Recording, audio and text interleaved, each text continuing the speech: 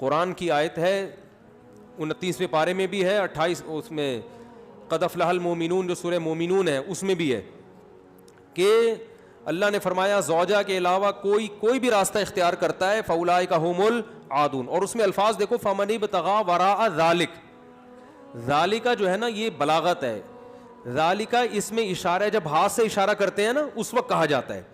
گویا اللہ تعالیٰ آپ کو آپ کی زوجہ کی طرف اشارہ کر کے کہہ رہا ہے کہ یہ جو بیوی ہے نا, بیوی کے یہ والا آپشن, اس کے علاوہ آپ کے پاس کوئی دوسرا آپشن نہیں ہے. اشارہ کر دیا. اس میں اور بلاغت ہے کہ یہ اسی میں بند ہے, آپ کے پاس اپنی خواہش پوری کرنے کے باقی تمام دروازے بند. وراء ذلک اللہ نے فرمایا یہ جو راستہ میں بیان کر رہا ہوں, یہ اشارہ کر دیا, الا علی ازواجہم او ما ملکت ایمانہم. تو بہت زیادہ غلو ہے اس آیت میں, مبالغہ ہے یہ بتانے کے لیے کہ تمام راستے اس کے علاوہ بند ہیں. دوسرا قرآن میں سورہ نور کی جو آیتیں ہیں وَلْيَسْتَعْفِفِ الَّذِينَ لَا يَجِدُونَ نِكَاحًا, جو نکاح نہیں پاتے, موجود نہیں پاتے نکاح, انہیں چاہیے کہ پاک دامنی کے ساتھ رہیں. وہ یہاں بھی ہے. اور نکاح موجود نہ پانے کا مطلب کیا ہے کہ آپ کی مالی حیثیت ایسی ہے کہ اس کے حساب سے آپ کو کوئی رشتہ دینے کے لیے تیار نہیں ہے. تیسری آیت 5ویں پارے کی ابتدائی آیتیں ہیں, اس میں اللہ نے فرمایا کہ جو آزاد عورت سے نکاح کی طاقت نہیں رکھتا وہ کسی کی باندی سے نکاح کر لے. تو اب باندیاں تو نہیں ہیں, مطلب قرآن کا حاصل یہ ہے کہ اپنا معیار نکاح میں گرا دے, نقصان کرے اپنا, کوئی بات نہیں ہے, لیکن پھر بھی دوسرے راستے ان کو اختیار نہیں کر سکتا. تو اس لیے اگر آپ کے پاس پیسے نہیں ہیں, کوئی نکاح کے لیے تیار نہیں ہے, اپنا معیار آپ گرائیں, آپ کو دوسرے راستوں ہینڈ پریکٹس اور اس جیسے بے حیائی کی آپ کو اجازت, نہ زنا کی طرف نہ کسی اور راستے کی طرف جانے کی اجازت ہے.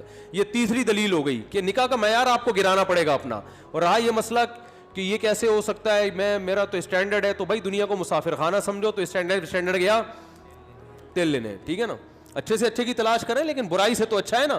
حضرت عبداللہ بن عباس رضی اللہ عنہ سے روایت ہے کہ ایک شخص آیا, اس نے کہا کہ میں ہاتھ سے اپنے آپ خواہش پوری کرتا ہوں, ایک روایت ہے. تو حضرت عبداللہ بن عباس نے نفرت سے منہ پھیر لیا اور فرمایا کہ تو باندھی رکھ لیتا, یہ تیرے لیے زیادہ بہتر. تو یہ تیسری دلیل ہو گئی. چوتھی دلیل صحیح حدیث ہے حضرت عثمان بن مظعون رضی اللہ تعالی عنہ کی. وہ فرماتے ہم سفر میں ہوتے تھے, بیوی سے دوری ہم پہ بہت شاق گزرتی تھی, ظاہر زنا میں پڑنے کا خطرہ تھا. تو ہم نے نبی سے اجازت لی کہ ہم اپنے آپ کو خسی کر دیں, اپنی جو خواہش ہے وہ کیا کر دیں, ختم, کوئی ایسی دوا کھائیں, کچھ بھی کر لیں, آج کل آپریشن بھی ہوتا ہے. تو لو اجازنا لاختصینا, حدیث کے الفاظ ہے, اتنی ٹینشن میں تھے ہم کہ اگر نبی ہمیں اجازت دیتے تو ہم اپنے آپ کو خسی کر لیتے, لیکن نبی نے اس کی پرمیشن نہیں دی. اب دیکھو صحابی رسول اتنی شدید ٹینشن میں بھی اس کا حل یہ نہیں تلاش کر رہے کہ ہاتھ سے اپنے آپ کو مطمئن کر لیں, اتنی شدید ٹینشن میں بھی. اگر اس کی اسلام میں ذرہ برابر بھی گنجائش ہوتی تو ذرا سا تو اشارہ ملتا نا, صحابہ کر لیتے یا ان کو اشارہ دے دیا جاتا کہ بھائی اپنے آپ کو خسی کرنے کے پر آ گئے ہو, اپنی اللہ کی تخلیق کو تبدیل کر رہے ہو, تو اس سے بہتر ہے کہ تم اپنی تسکین کر لو اس طریقے سے. اس کی پرمیشن کا کہیں تذکرہ نہیں ملتا. اس کا مطلب ہے کہ اس نبی نے وہاں کیا فرمایا صحابی کو, نہانا عن التبتل, نبی نے فرمایا نکاح سے دور بھاگنے سے منع کیا. تو فرمایا نا نا نا نا نا تزوج الودود الولود, فرمایا یہ اللہ نے خواہش اس لیے رکھی ہے کہ تم نکاح کی طرف کیا ہو جاؤ, مجبور ہو جاؤ. یہ کتنے دلائل ہو گئے, بولو نا بھائی, 4 دلائل ہو گئے. اور بھی بہت کچھ ہے اس پہ بولنے کے لیے, میں مختصر بات سمیٹ رہا ہوں. اصل میں لوگ جو یہ کہتے ہیں نا کہ یار ہم مجبور ہیں تو کیا کریں, ہم یہ تو خواہش اتنی جب مسلط ہو جاتی ہے ہمارے اوپر, یہ تو اس سے جسم کو بھی نقصان ہوتا ہے, مینٹلی بھی آدمی ڈسٹرب ہوتا ہے. تو یاد رکھو یہ اللہ نے آپ پر اتنی زبردست خواہش اس لیے مسلط کی ہے تاکہ آپ نہ چاہتے ہوئے بھی شادی پر مجبور ہو جائیں, اور شادی میں فطرت آپ کے دلائل ماننے کے لیے تیار نہیں ہے. یہ جو آتے ہیں میرے پاس پیسے نہیں ہے تو ایکچولی ابھی ایجوکیشن, ایکچولی ابھی یہ, فطرت اس چیز سے متاثر نہیں ہے. فطرت کہتی ہے آپ کے دلائل کیا ہیں, غلط ہیں. اگر یہ اللہ مسلط نہ کرتے نا مردوں پہ یہ شہوت, تو میرا خیال ہے کوئی 70 سال میں جا کے بھی لوگ شادی نہ کرتے. تو قدرت کا ایک نظام ہے, قدرت ایک سسٹم کے تحت لوگوں کو چلانا چاہتی ہے. اس کا فائدہ یہ ہوگا کہ آپ نہ چاہتے ہوئے کم خاندان کی لڑکیوں سے شادی پر مجبور ہوگے, ان کو گھر ملے گا. اگر مجزنی کی اجازت دے دی جائے, مجھے تھوڑی لینگویج صاف استعمال کرنی پڑ رہی ہے, بہت معذرت, مجبوری ہے. اگر اس کی اجازت دے دی جائے تو لوگ نکاح میں کیا کریں گے؟ تاخیر. نقصان کس کا ہوگا؟ لڑکیوں کا. لڑکیاں بھی پھر ہینڈ پریکٹس کریں گی جو کہ کر رہی ہیں, وہ بھی مجبور ہوں گی. تو اسلام نے آپ پر, اللہ نے آپ کے اوپر یہ شہوت اسی لیے مسلط کی ہے کہ یہ آپ کا یہ آپشنل نہیں رہے نکاح, بلکہ آپ کی باڈی کی ریکوائرمنٹ بن جائے کہ بھئی یہ تو کرنا ہی کرنا ہے. اور اس کا فائدہ کس کو ہوگا؟ عورت کو. بات آ رہی ہے سمجھ میں؟ اس کا گھر بسے گا. تو اگر اس کی اجازت دے دی جائے بھئی ایجوکیشن کا ہے بھی تو تعلیم ہے بھی تو ایکچولی تو نتیجہ لڑکیوں کا کیا ہوگا؟ بیڑا غرق ہوگا, جو کہ ہو رہا ہے. آپ کہہ سکتے ہیں وہ بھی تعلیم حاصل کریں, ہم بھی حاصل کریں, تو بات یہ کتنی تعلیم حاصل کر لیں گی؟ اور اگر کر بھی لیں گی تو فطرت کا کوئی آلٹرنیٹ نہیں ہوتا, نیچر کا متبادل نہیں ہے. جو چیز آپ کی باڈی کی ریکوائرمنٹ ہے اس کو بہرحال پورا کرنا ہے. دیکھو اگر آپ کے پاس ایجوکیشن کی وجہ سے کھانے کا ٹائم نہیں ہے, آپ مصروف ہیں جس کی وجہ سے کھانے کا ٹائم نہیں ہے, تو کیا پیٹ آپ کو بھوک لگانا چھوڑ دے گا؟ ہے بھائی؟ یا کوئی ڈاکٹر یہ فتویٰ دے دے گا کہ چونکہ آپ کے پاس کھانے کا ٹائم نہیں ہے لہذا آپ اگر نہیں بھی کھائیں گے تو صحت کو نقصان نہیں ہوگا؟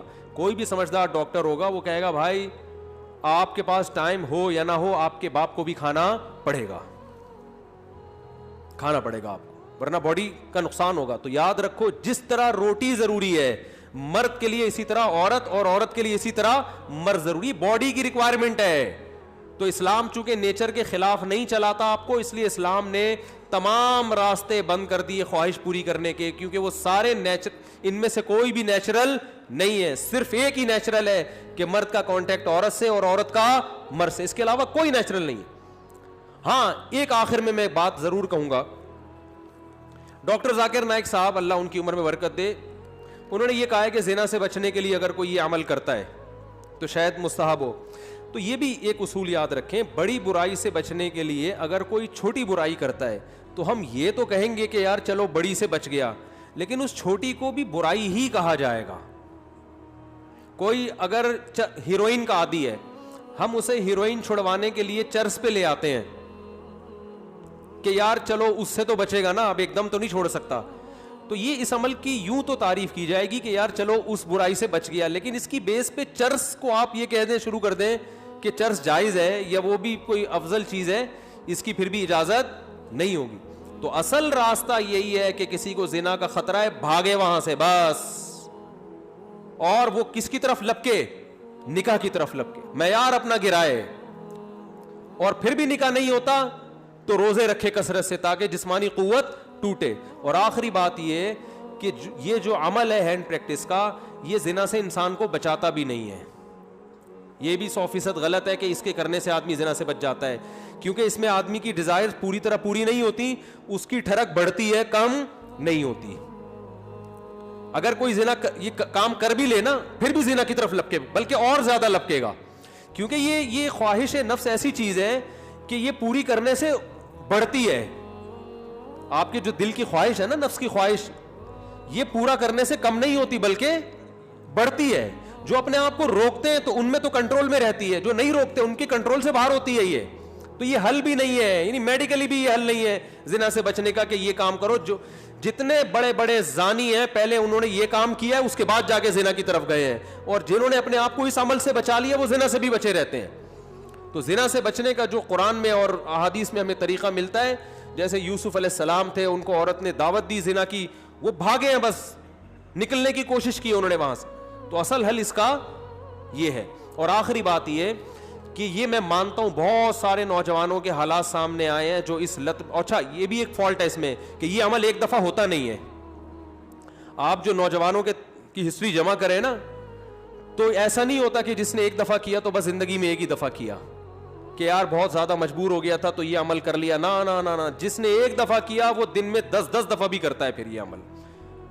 اس کو ایسی حس اس کی بڑھ جاتی ہے اور ٹھڑک بڑھ جاتی ہے کہ پھر یہ معاملہ اس کے کنٹرول سے باہر نکل جائے. وہ 100 بار توبہ کرے گا, 100 بار توبہ توڑے گا وہ. تو یہ پریکٹیکلی بھی ممکن نہیں ہے کہ کوئی اپنے آپ کو بچانے کے لیے ایک دفعہ یہ عمل کر لیا تو اب سکون میں آ گیا. نا نا نا نا, میرے پاس جو نوجوان آتے ہیں ان کی ہسٹری میں آپ کو بتاؤں, وہ کیا کچھ ایک صاحب کی 2 بیوی. اچھا ہاں یہ بھی بتا دوں, جب یہ لت زیادہ پڑتی ہے تو پھر یہ بیماری شادی کے بعد بھی نہیں چھوٹتی, یہ بھی ذہن میں رکھیں. ایک صاحب, میں نے جو زندگی میں سب سے پہلا فتویٰ لکھا ہے نا وہ کیا تھا, آپ حیران ہوں گے. یہ 1999 میں سوال آیا, ایک آدمی کی 2 بیویاں, اسے نکاح سے پہلے اس کی عادت پڑ گئی, یہی سوچ سوچ کے کہ یار ابھی اپنے آپ کو ٹھنڈا کر لیتا ہوں, تسکین کر لیتا ہوں, برائی سے بچ جاؤں گا, یہ ہو جائے گا, وہ ہو جائے گا. شیطان نے الٹے سیدھے اس کو جو ہے نا دلائل دیے, اور کہتا ہے مجھے یہ برائی جب ہو گیا تو چسکا لگ گیا. پھر کہہ رہے پھر جب میں نے نکاح کیا ہے نا, ایک شادی کی ہے تو میری یہ عادت نہیں چھوٹی, دوسری 2 بیویاں اس کی, کہہ رہے پھر بھی نہیں چھوٹی. تو کہہ رہے میں اتنا غصے میں آ جاتا تھا کہ یار میری بیویاں بھی ہیں پھر بھی مجھے ان کو تسکین اس میں ہوتی ہے. پھر بالکل ایسے ہے جیسے لوط علیہ السلام کی قوم کو جب لڑکوں کی عادت پڑ گئی تو اب ان کو عورت سے تسکین بولتے کیوں نہیں ہو رہی. تو یہ ہینڈ پریکٹس کا ایک یہ بھی بڑا نقصان ہے کہ جب اس کی لت پڑ جاتی ہے تو شادی کے بعد بھی یہ عادت نہیں چھوٹتی. تو وہ کہہ رہا ہے میری 2 بیویاں تھیں, 1999 کی بات کر رہا ہوں میں, اس نے سوال بھیجا. تو کہہ رہا ہے کہ میں اتنا مجبور ہو گیا کہ ایک دن میں نے قسم اٹھائی کہ آئندہ میں نے اپنے ہاتھ سے اپنے آپ کو فارغ کیا تو میری دونوں بیویوں کو 3 طلاقیں. کہہ رہے میں نے یہ سوچا کہ شاید اس عمل سے میں اپنے آپ کو روک لوں گا, پھر بھی نہیں رکا, اور پھر بھی یہ عمل کیا, اور ہم نے اس کو فتویٰ دیا کہ آپ کی دونوں بیویاں آپ پر ہمیشہ کے لیے حرام ہو گئی ہیں. تو اب آپ بتاؤ اس پہ کیا گزر رہی ہوگی. تو ہم نے لوگوں کے یہ حالات دیکھے ہیں, تو اس لیے اس قسم کے کلپ سے متاثر ہو کر کوئی بھی شخص ایسی حماقت کرنے کی کوشش بولو بھائی نہ کرے. اور میرا مقصد آپ کو کسی کو مایوس کرنا نہیں ہے. اگر کوئی نوجوان اس بیماری میں مبتلا ہو گیا ہے تو حدیث میں آتا ہے ما انزل اللہ من داء الا انزل له شفاء, ہر بیماری کا اللہ نے شفا پیدا کی ہے. تو مایوس نہ ہو. سب سے پہلے تو وہ نکاح کرے تاکہ معاملہ آگے بڑھے نہیں, کیونکہ اگر نہیں کرے گا نا یہ پھر یہاں تک رکے گا نہیں معاملہ. کیونکہ یہ لڑکے پھر جب یہ کام کرتے ہیں پھر وہ انٹرنیٹ پر فحش فلمیں بھی دیکھتے ہیں, پھر وہ تصویروں کی طرف بھی جائے گا, بد نظری کی طرف بھی, اور پھر یہ بڑھتا رہے, پھر وہ زنا کا متلاشی ہوتا ہے کہاں مجھے موقع ملے. تو اس لیے میرے بھائی اپنے آپ کو روکنے کی کوشش کرنی چاہیے. تو اس کا پہلا اسٹیپ یہ ہے کہ سب سے پہلے آپ یہ عزم کریں کہ میں نے اپنے آپ کو اس برائی سے ہر قیمت پہ دور کرنا ہے. یہ میرا ایم ہے, میرا عزم ہے. اگر آپ ارادے میں ہی ڈھیلے ہیں تو بھائی پھر معاملہ کیا ہو جائے گا, خراب ہو جائے. تو پہلے تو کیا کرنا ہے, پکا عزم کرنا ہے. اب دوسرا علاج کے طریقے دریافت کرنے آپ نے. سب سے پہلا کام یہ کرنا ہے کہ انسان کو جہاں برائی کی عادت پڑتی ہے نا وہاں برائی چھوٹتی نہیں ہے.